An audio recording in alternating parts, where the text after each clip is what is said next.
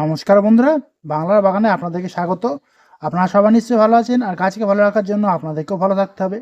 দেখেন, আপনাদের সবার প্রিয় বাংলার বাগানে এই জায়ান্ট ভ্যারাইটি গাছগুলিতে কিন্তু যে কুঁড়িগুলি এসছে আর কি, সেই কুঁড়িগুলি কিন্তু ধীরে ধীরে বড় হচ্ছে। আপনারা দেখেছেন এই একটি কুঁড়ি এসছে, কুঁড়িটা কিন্তু বড় হচ্ছে ধীরে ধীরে। দেখেন এখানেও যে কুঁড়িটি ধরেছিল সেই কুঁড়িটিও ধীরে ধীরে বড় হচ্ছে। তো আপনারাও নিশ্চয়ই আপনাদের বাড়িতে এই জায়ান্ট ভ্যারাইটি গাছ নিশ্চয়ই রোপণ করেছেন, কারণ এই ফুল দেখতে খুব সুন্দর লাগে। আর যারা পুরোনো বাগানে আছেন তারা তো নিশ্চয়ই করেছেন, কিন্তু যারা নতুন বাগানি আছেন আর কি, তারা দু একটি এই ফুল গাছ নিশ্চয়ই রোপণ করেছেন। কারণ এর আগে আমি আপনাদেরকে দেখিয়ে দিয়েছিলাম যে এই গাছে কিভাবে কুড়ি কাটাছাড়াই করতে হয়, কিভাবে একটি ফুল আর কি নেওয়া যায় বিশাল আকৃতি। তো যারা নতুন বাগানি তারাও কিন্তু দু চারটি করে এই ফুল গাছ করবেন, দেখবেন আপনারাও শিখে যাবেন। তখন আপনারাও কিন্তু সহজেই এই ফুল গাছ আপনাদের বাড়িতে রোপণ করতে পারবেন, এবং সময় মতো কিন্তু ভালো আকারের বা ভালো সাইজে ভালো রঙের ফুলও কিন্তু আপনারা ধরাতে পারবেন খুব সহজেই।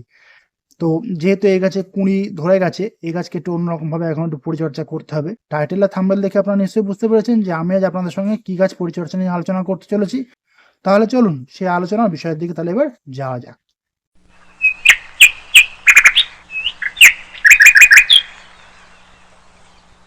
দেখেন, গাছগুলিকে দেখে আপনারা নিশ্চয়ই চিনতে পেরেছেন যে এগুলি কি ফুল গাছ। হ্যাঁ, এগুলি হলো পিটুনিয়া ফুল গাছ। আমি কিন্তু পিটুনিয়া ফুল গাছ দুটো স্টেপে আমি লাগিয়েছি। প্রথম স্টেপের গাছগুলি এর থেকে একটু বড় হয়েছে, আর দ্বিতীয় স্টেপের গাছগুলি এখন এই অবস্থা। তো দেখেন, গাছগুলিকে কিন্তু আমি বেশ ভালোই ঝাঁকড়া করে তুলতে পেরেছি। দেখেন পাশেই দেখেন আরেকটি টবে গাছ রয়েছে। এই দেখেছেন, এই গাছগুলি কিন্তু ঝাঁকড়া হতে শুরু করে দিয়েছে। মানে আমি একটা টবে দুটো করে লাগিয়েছি। প্রথম স্টেপে যে গাছগুলি আমি লাগিয়েছিলাম সেই গাছগুলি কিন্তু আরো বড় ঝাঁকড়া হয়ে গেছে। তো আপনারা নিশ্চয়ই আপনাদের বাড়িতে পিটুনিয়া গাছ নিশ্চয়ই আপনারা রোপণ করেছেন। তো এই গাছকে এখন এই স্টেপে এসে দাঁড়িয়ে আপনারা কিভাবে পরিচর্যা করবেন, এবং তার পাশাপাশি যারা নতুন বাগান করছেন তারা হয়তো নতুন চারা সংগ্রহ করে এখন সবাই বসাচ্ছেন। তবে কিন্তু আর বেশি দেরি করবেন না, কারণ বেশি দেরি করলে কিন্তু ফুলটা ঠিক সময় মতো পাবেন না। যদিও এই গাছ পুরো মার্চ এপ্রিল মাস পর্যন্ত ফুল দিয়ে যায়, অসুবিধার কোনো কারণ নেই তাতে। তো বসিয়ে ফেলুন কিন্তু আপনারা যত তাড়াতাড়ি সম্ভব এই গাছের চারা নার্সারি থেকে কালেকশন করে। কারণ এই গাছ থাকলে ফুল যখন ফুটবে তখন বাগানে পুরো মানে শোভাটাই পুরো চেঞ্জ করে দেবে। দেখুন, এই গাছ পরিচর্যার ক্ষেত্রে আমি কয়েকটি টিপস আপনাদের সঙ্গে শেয়ার করব। আপনারা কিন্তু সেই স্টেপগুলি কিন্তু অবশ্যই ফলো করবেন। টিপস নাম্বার 1, যারা এই গাছ যাদের বাগানে টবে হোক বা মাটিতে হোক রোপণ করেছেন, তারা কিন্তু ভালো রোদ পায় সেরকম জায়গাতে কিন্তু এই গাছ যে টবে বসিয়েছেন সেই টব রাখবেন। বা মাটিতেও যারা বসিয়েছেন, যেখানে সকাল থেকে বিকাল পর্যন্ত টানা রোদ্দুর পাবে, সেই জায়গাতে কিন্তু আপনারা এই গাছ এখন প্রতিস্থাপন করবেন। কারণ এই গাছ কিন্তু রোদ্দুর খুব ভালো পছন্দ করে, এবং রোদ না পেলে কিন্তু এই গাছের বৃদ্ধি একদম পুরো থমকে দাঁড়ায়। ভালো ফুলও শেষ পর্যন্ত আপনারা এই গাছ থেকে খুব ভালো পাবেন না। তো টানা রোদ্দুর কিন্তু এই গাছে মিনিমাম 8-9 ঘন্টা মতো পায়, সেরকম জায়গাতে কিন্তু এই গাছটা রোপণ করবেন। টিপস নাম্বার 2, এই গাছে মাটি কেমন হবে আমি আগেই বলেছি যে শীতের সমস্ত গাছ কিন্তু হালকা দোআঁশ মাটিতে আপনারা রোপণ করবেন। কখনোই কিন্তু কোনো এঁটেল মাটিতে রোপণ করবেন না। বেলে দোআঁশ মাটিতে রোপণ করলেও এই গাছ খুব ভালো হয়, কোনো অসুবিধা নেই। সেই জন্য আপনারা সবসময় চেষ্টা করবেন যে হালকা দোআঁশ মাটি বা বেলে দোআঁশ মাটিতে এই গাছ রোপণ করতে। তাহলে দেখবেন গাছের বৃদ্ধিটাও কিন্তু বেশ বজায় থাকবে ভালোভাবে। টিপস নাম্বার 3, এই গাছে জলসেচ ব্যবস্থা কেমনভাবে করবেন। দেখুন, এই গাছ কিন্তু জল পছন্দ করে ঠিকই। আমি যেরকম মাটিতে দেখেন একটা ময়েস্ট ভাব বজায় রেখেছি, ঠিক সেরকমই ময়েস্ট ভাব কিন্তু মাটিতে যাতে বজায় থাকে সেদিকে কিন্তু আপনাদেরকে খেয়াল রাখতে হবে। কারণ মাটি শুকিয়ে গেলে, শুকিয়ে যদি সাদা হয়ে যায়, তাহলে কিন্তু গাছ নেতিয়ে পড়ে যাবে। তখন কিন্তু জল দিয়ে এই গাছকে দাঁড় করানো একটু মুশকিল হয়ে দাঁড়াবে। সেজন্য বলছি, এই গাছে জলসেচ ব্যবস্থাটা ভালোভাবে করতে হবে। মাটিতে একটা ময়েস্ট ভাবটা আর কি সেটা বজায় রাখতে হবে। মাটি যেন কখনোই শুকিয়ে সাদা না হয়ে যায় সেদিকে কিন্তু খেয়াল রাখতে হবে। আবার জল যেন বেশিও না হয় সেদিকেও কিন্তু খেয়াল রাখতে হবে, কারণ জল বেশি হয়ে গেলে কিন্তু এই গাছের শিকড়গুলি আছে সেগুলি কিন্তু পচন ধরতে পারে। তখন ডাইব্যাক হয়ে গাছটি মারাও যেতে পারে শেষ পর্যন্ত কিন্তু। সেজন্য বলছি জলসেচ ব্যবস্থাটা খুব ভালো করেই কিন্তু আপনারা এই পিটুনিয়া গাছের মাটিতে করবেন। টিপস নাম্বার 4, এই গাছে কি খাবার এখন দেবেন আপনারা।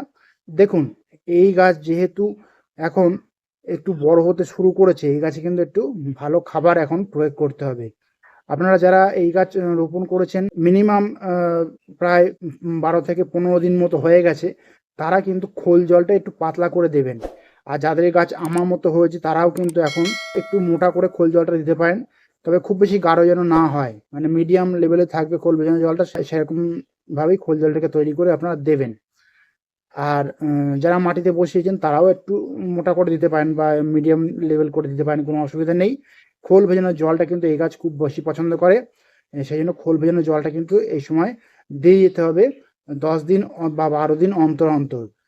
এছাড়াও কিন্তু এই গাছে খোল ভেজানো জলের সঙ্গে আপনার ডিএপিটা মিশিয়েও কিন্তু আপনারা দিতে পারেন। মানে ডিএপিটা করবেন কি, যেদিনকে খোল ভেজানো জল দেবেন তার আগের দিনকে বিকালে বা সন্ধ্যার দিকে ভিজিয়ে রাখবেন। নেক্সট দিন যেদিনকে আপনারা খোল ভেজানো জলটা দেবেন সেদিনকে সেই খোল ভেজানো জলের সঙ্গে কিন্তু ডিএপিটাকে মিশিয়ে আপনারা একই সঙ্গে কিন্তু গাছে প্রয়োগ করতে পারেন। তাহলে দেখবেন গাছ খুব ভালোভাবে নিতে পারবে। কারণ গাছ যেহেতু এখনো ছোট অবস্থায় রয়েছে, সেই জন্য ডিএপিটাকে কিন্তু আমাদেরকে এখন প্রয়োগ করতে হবে।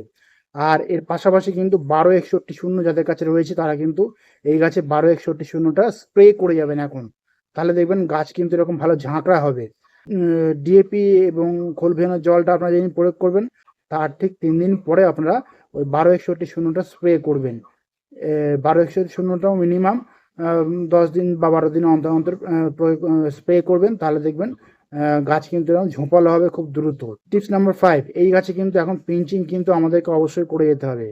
দেখেন আমি যেহেতু পিঞ্চিং করেছিলাম, দেখেন গাছগুলি কিন্তু নতুন নতুন ব্রাঞ্চ দেখেন এখান থেকে ছেড়েছে, দেখেন এই একটি ব্রাঞ্চ ছেড়েছে, একটি ব্রাঞ্চ ছেড়েছে, উপর দিকেও কিন্তু ব্রাঞ্চ ছেড়েছে, এবং মিডলের যে ডালগুলি রয়েছে দেখেন সেখান থেকেও কিন্তু ব্রাঞ্চ ছেড়েছে, দেখেছেন এই গাছেও ঠিক তাই হয়েছে। আবার এই পাশের যে গাছগুলি রয়েছে সেই গাছগুলিতেও কিন্তু দেখেন নতুন ব্রাঞ্চ ছেড়ে বড় হয়েছে গাছগুলি, দেখেন এই দেখেন, দেখেছেন।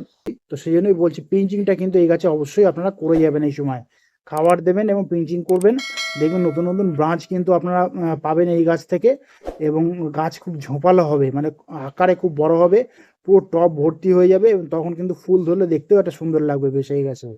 টিপস নাম্বার 6, এই সময় কিন্তু গাছে কীটনাশকও প্রয়োগ করতে হবে এই ছোট অবস্থা থেকেই, কারণ এই গাছে কিন্তু বিভিন্ন রকমের রোগ পোকামাকড় এই সময় লাগে, বিশেষ করে সাদামাছির আক্রমণটা এই গাছে সব থেকে বেশি হয়। সেই জন্য আপনারা করবেন কি, আপনারা ওসিন নামক কীটনাশকটা এই গাছে প্রয়োগ করবেন। এর পাশাপাশি হামলা কীটনাশকটা ইউজ করবেন, কারণ ওসিনটা দিলে হবে কি সাদামাছি আসবে না, এবং হামলা কীটনাশকটা দিলে কোনো লেদা পোকা বা মিলিবাগ কিন্তু আক্রমণ করতে পারবে না। আর যদি আপনারা চান একটু কাকা ইউজ করতে পারেন, কোনো অসুবিধা নেই, তাহলে দেখবেন গাছগুলি পাতা বেশ এরকম মানে সুন্দর সবুজ ভাবটা বজায় রাখবে গাছগুলি পাতাতে আর কি। তো কাকাটাও আপনারা ইউজ করতে পারেন, কোনো অসুবিধা নেই। যে দুটি কীটনাশকের কথা আমি বললাম আপনারা মিনিমাম 15 দিন গ্যাপে গ্যাপে কিন্তু ইউজ করবেন সেই দুটি কীটনাশক, তাহলে দেখবেন গাছে কোনো কীটপতঙ্গের আক্রমণ কিন্তু খুব সহজে এই সময় থেকে হবে না। টিপস নাম্বার 6, এই গাছে কিন্তু একটু অনুখাদ্য মাঝে সাঝে আমাদেরকে স্প্রে করতে হবে। আপনারা করবেন কি, মাসে অন্তত একবার হলেও আপনারা অনুখাদ্যটা স্প্রে করতে পারেন এই গাছে, সে যে কোনো কোম্পানির অনুখাদ্য আপনারা স্প্রে করতে পারেন। 1 লিটার জলে 2 গ্রাম ভালোভাবে অনুখাদ্যটা মিশিয়ে নিয়ে আপনারা সম্পূর্ণ এই পুরো গাছের পাতার উপরে স্প্রে করে দেবেন, তাহলে দেখবেন গাছের পাতাগুলি এরকম সবুজ ঝাঁ চকচকে থাকবে, কোনো রকম হলুদ পাতা কিন্তু কিচ্ছু হবে না। আর সবসময় আপনারা খেয়াল রাখবেন এই গাছের এই মাটিতে যেন কখনোই যেন আগাছা না জন্মায়, সেই জন্য মাঝে মধ্যেই কিন্তু আপনারা এরকম একটু নিড়িয়ে নিড়িয়ে দেবেন, তাহলে দেখবেন আগাছা থেকে এই গাছকে মুক্তি দিতে পারবেন। কারণ আগাছা হলে হবে কি, আমরা যা খাবার দেবো সেই খাবারেও কিন্তু সেই আগাছাগুলি এরকম ভাগ বসাবে।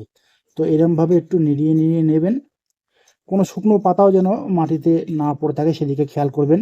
আজকে আমি এই গাছে একটু খাবার দেবো আপনাদেরকে, আমি সেজন্য দেখিয়ে দিচ্ছি যে, যেহেতু দেখেন এটা পুরো 10 ইঞ্চি বা 12 ইঞ্চি টবের যেরকম সার্কেলটা হয় সেরকম মাপের, সেহেতু আপনারা করবেন কি, একটু বেশি করে খোল জলটা দেবেন।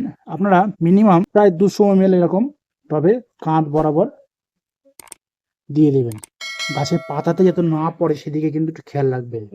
আমার গাছের মাটি দেখেন শুকিয়ে গিয়েছিল, তো আমি সেহেতু একটু দিয়ে দিলাম খাবারটা, গাছের পাতাতে কখনো যেন না পড়ে সেদিকে খেয়াল রাখবেন, কারণ গাছের পাতাতে পড়লে কিন্তু পচন রোগ ধরতে পারে, সেজন্য একটু খেয়াল রাখবেন ওই দিকটাতে, তাহলে দেখবেন গাছ বেশ সুস্থ থাকবে। দেখেন আমি এই গাছের টবের মাটিতেও আমি এই খাবারটি দিয়ে দিচ্ছি। আমি খোল ভেজানো জল এবং ডিএপি এখন আমি দিয়ে যাচ্ছি। এখন কিন্তু অন্য কোনো খাবার আমি প্রয়োগ করছি না। তো আমি আপনাদেরকে এই পিটুনিয়া গাছকে আপনার ফার্স্ট স্টেপে কীভাবে পরিচর্যা করবেন না করবেন, কী খাবার দেবেন না দেবেন, কেমন জায়গায় রাখবেন না রাখবেন, সমস্ত কিছুই কিন্তু আমি বলে দিয়েছি। আপনারা কিন্তু ঠিক সেইভাবেই কিন্তু এই পিটুনিয়া গাছকে এই ফার্স্ট স্টেপে পরিচর্যা করে যাবেন। দেখবেন আপনাদের পিটুনিয়া গাছ খুব দ্রুত বৃদ্ধি পাবে এবং ফুল দেওয়ার যখন সময় হবে অসংখ্য সংখ্যায় আর কি আপনারা ফুল পাবেন এই পিটুনিয়া গাছ থেকে। তো বন্ধুরা আজ এই পর্যন্ত। আর যদি কোনো কমেন্ট থাকে তাহলে কিন্তু বাংলার বাগানকে জানাতে ভুলবেন না, কারণ বাংলার বাগান সবসময় আপনাদের পাশে ছিল, আছে এবং থাকবে।